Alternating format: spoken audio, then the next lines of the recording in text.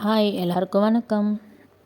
மாடி தோட்டத்தில் சாமந்தி செடியை நம்ம எப்படி வளர்க்கணும், அதுக்கு என்ன உரம் கொடுக்கணும், எப்படி பராமரிக்கணும் அப்படின்றது இந்த வீடியோவில் பார்க்கலாம். நாம் நர்சரியில் நிறைய சாமந்தி செடி வாங்கிட்டு வைப்போம்.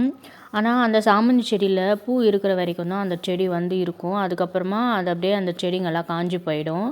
அது ஏன்னு இப்போ பார்க்கலாம். நாம் நாட்டு சாமந்தியாக வாங்கி வச்சோன்னா இந்த சீசன் இருக்கிற வரைக்கும் நம்மளுக்கு நல்லா பூக்கள் கொடுக்கும். அந்த செடிங்களை சீசன் முடிஞ்சதுக்கப்புறமா நாம் நிழலில் எடுத்து வச்சு நெக்ஸ்ட்டு சீசன் வரும்போது மறுபடியும் நாம் அதுக்கு உரம்லாம் கொடுத்து நம்ம பராமரித்தோன்னா நம்மளுக்கு மறுபடியும் பூக்கள்லாம் பூக்கும். ஆனால் ஹைப்ரிட் சாமந்தி அந்த மாதிரி கிடையாது. ஹைப்ரிட் சாமந்தியில் நம்ம பூக்கள் பூத்து அதுக்கப்புறமா அந்த செடி அப்படியே காஞ்சி போயிடும். இந்த நாட்டு சாமந்தியில் நம்ம வளர்க்கும்போது வேர்லேருந்தே நிறைய கிளைங்க புது கிளைங்கள்லாம் வரும். அதுவாகவே நம்மளுக்கு ஒரு செடியாகவே மாறிடும். நிறைய பக்க கிளைங்கள்லாம் வைக்கும். நம்ம அந்த பக்க கிளைங்களை வேறு தொட்டியில் தனியாக எடுத்து நடவு பண்ணோன்னா மறுபடியும் அந்த செடி நல்லாவே பெருசாக இந்த மாதிரி நிறைய பூக்கள் பூக்கும். என் வீட்டில் இருக்கிறது நாட்டு சாமந்தி தான். பிங்க் கலர் ஒன்று, ஒயிட் கலர் ஒன்று வச்சுருக்கேன். இதில் எப்படி பூக்கள் எவ்வளோ அழகாக கொத்து கொத்தாக பூத்துருக்கு பாருங்கள். நான் காமிக்கிறேன் பாருங்கள். அந்த மண்ணில் கிழங்கெல்லாம் புதுசாக வந்திருக்கான். இது நாட்டு சாமந்தி ரகத்தில் மட்டும்தான் இந்த மாதிரி வேர்லேருந்து புது கிளைங்கெல்லாம் உருவாகும். ஆனால் ஹைப்ரிட் சாமந்தியில் இந்த மாதிரிலாம் வராது. நம்ம நர்சரியில் பார்க்கும்போது நம்மளுக்கு ஹைப்ரிட் சாமந்தி ரொம்ப அட்ராக்டிவாக இருக்கும். அதனால் நம்ம வாங்கின்னு வைப்போம். ஆனால் அதில் பூ இருக்கிற வரைக்கும் தான் அந்த செடியோட லைஃப். அதுக்கப்புறமா அது அப்படியே காஞ்சி போயிடும். அதனால் நீங்கள் எப்பவும் வாங்கும்போது நாட்டு சாமந்தியா அப்படின்னு சொல்லி கேட்டு வாங்குங்க. நாட்டு சாமந்தியில் நம்ம கட்டிங்ஸ் எடுத்து வச்சோன்னா அது சீக்கிரமாகவே வேர் விட்டு நம்மளுக்கு புது செடியாக உருவாகிடும். ஆனால் ஹைப்ரிட் சாமந்தியில் நம்ம அந்த மாதிரி பதியம் பண்ண முடியாது. பதியம் பண்ணாலும் நம்மளுக்கு புது செடி வராது, வேரும் வராது. இல்லை பாருங்கள், மண்ணில் இருந்து எப்படி கிளை உருவாகுது பாருங்கள். செடி நல்லா வளர்ந்து மொட்டு வைக்கிற டைமில் நம்ம சத்துள்ள உரமாக செடிக்கு கொடுக்கணும். அப்போ தான் அந்த செடியில் இருக்கிற மொட்டு நல்லா அழகாக விரியும். இல்லைனா பாதி தான் பூக்கும், பாதி விரியாமையே இருக்கும். அப்புறம் மொட்டு அடிக்கடி கருகி போயிடும் பூ பூக்கிறதுக்கு முன்னே. அதுக்கெல்லாம் நீங்கள் கரெக்டாக அந்த டைமில் நல்லா சத்துள்ள உரமாக நீங்கள் கொடுக்கணும்.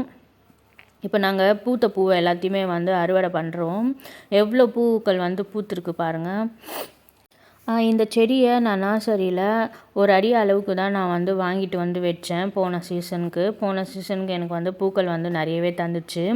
சீசன் முடிஞ்சதுக்கப்புறமா நான் அந்த தொட்டியை அப்படியே நிழலில் எடுத்து வச்சுட்டேன். சாமந்தி செடிக்கு அதிக வெயில் படக்கூடாது. அப்படி பட்டுச்சுன்னா செடி கருகி போயிடும், அப்படியே காஞ்சி போயிடும். அதனால் சீசன் முடிஞ்சதுக்கப்புறமா நம்ம நிழலில் எடுத்து வச்சுக்கிட்டோன்னா அதுக்கப்புறம் நெக்ஸ்ட் சீசன் வரும்போது நம்ம எடுத்து வெளியே வச்சு அதுக்கு மறுபடியும் உரம்லாம் கொடுத்தோன்னா மறுபடியும் இந்த மாதிரி பூக்கள் பூக்கும். நான் மாடிக்கு வந்தாலுமே என் பசங்க 2 பேருமே என் கூடவே வந்துடுவாங்க. நான் என்னெல்லாம் பண்ணுறேன் செடிக்கிட்ட, அவங்களும் நான் தண்ணி ஊற்றுறேன் அப்படின்னு சொல்லுவாங்க. இப்போ என் பொண்ணு அந்த பூவை பிடிச்சிக்கிட்டு அழகாக உக்காந்துட்ருக்கான். இவங்களுக்கும் கொஞ்சம் டைம் பாஸ் ஆகும். உங்கள் வீட்டில் பசங்க இருந்தாங்கன்னா நீங்கள் கார்டன் வச்சுருந்தீங்க அப்படின்னா உங்கள் பசங்களையும் இந்த மாதிரி இன்வால்வ் பண்ணுங்கள். அப்போ தான் பசங்களுக்கு ஒரு இன்ட்ரெஸ்ட் வரும். இந்த ஃபோன் பார்க்குறது, டிவி பார்க்குறது அந்த மாதிரிலாம் டைவர்ட் ஆகாமல் அவங்களுக்கும் கொஞ்சம் ரிலாக்ஸாக இருக்கும். இப்போ நாங்கள் எவ்வளோ பூக்கள் பறிச்சிருக்கோம் பாருங்களேன். ஒரு தட்டு ஃபுல்லாக வந்திருக்கு. நெக்ஸ்ட் இந்த ஒயிட் கலர் சாமந்தியை பறிச்சிக்கலாம். இதுவும் நாட்டு சாமந்தி தான். அடியிலேருந்து கிளை வந்திருக்கு பாருங்கள். நான் பூ பூக்கிற டைமில் சாமந்திக்கு என்ன திட உரம் கொடுக்கணும் அப்படின்றது ஒரு லாங் வீடியோ போட்டிருக்கேன். நீங்கள் அதை பார்க்கணும் அப்படின்னு இன்ட்ரெஸ்ட் இருந்தால் போய் பாருங்கள். இந்த சாமந்தி செடியிலேருந்து கட்டிங்ஸ் எடுத்து எப்படி பதியம் பண்ணுறது அப்படின்றது நான் வீடியோ சீக்கிரமே போடுறேன். இந்த சாமந்தி செடியில் வெள்ளைப்பூச்சி அந்த ஏபிட்ஸ்லாம் அதிகமாக வரும். அதனால் இந்த மாதிரி பூச்சிங்கள்லாம் செடியை தாக்கிறதுக்கு முன்னாடி நாம் 10 நாளைக்கு ஒரு முறை நீம் ஆயில் வந்து ஸ்ப்ரே பண்ணிக்கினே இருக்கணும். அப்படி பண்ணோன்னா நம்மளுக்கு வந்து எந்த பூச்சி தாக்குதலும் இல்லாமல் செடி வந்து நல்லாவே வளரும். அப்போ தான் அந்த பூக்கள் வந்து கருகாமல் நல்லா அழகாக இந்த மாதிரி பூக்கள் வந்து விரியும். உங்கள் வீட்டில் நீங்கள் சாமந்தி செடியை வளர்க்கணும் அப்படின்னு ஆசைப்பட்டீங்கன்னா நாற்று சாமந்தியாக பார்த்து வாங்கி வைங்க.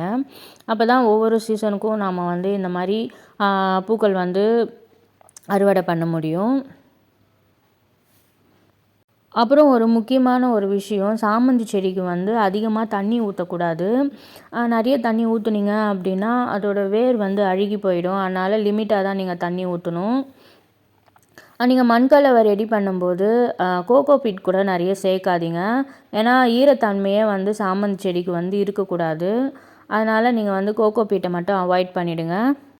இதுக்கு மண்கலவை அப்படின்னு பார்த்தீங்கன்னா 1 பங்கு நீங்கள் தோட்டத்து மண் எடுத்துக்கோங்க, 1 பங்கு செம்மண் எடுத்துக்கோங்க, 1 பங்கு தொழு உரம் அந்த மாதிரி எதனா எடுத்துக்கோங்க. ஆனால் கோகோ பீட் மட்டும் சேர்க்காதீங்க. மணல் இருந்துச்சுன்னா கூட நீங்கள் சேர்த்துக்கோங்க. அப்போ தான் சாமந்தி செடி நல்லா வளரும். இந்த பதிவு உங்களுக்கு பிடிச்சிருந்தா என்னோடய சேனலை லைக் பண்ணுங்கள், ஷேர் பண்ணுங்கள், கமெண்ட் பண்ணுங்கள். மறக்காமல் என்னோடய சேனலை சப்ஸ்கிரைப் பண்ணுங்கள். தேங்க்யூ.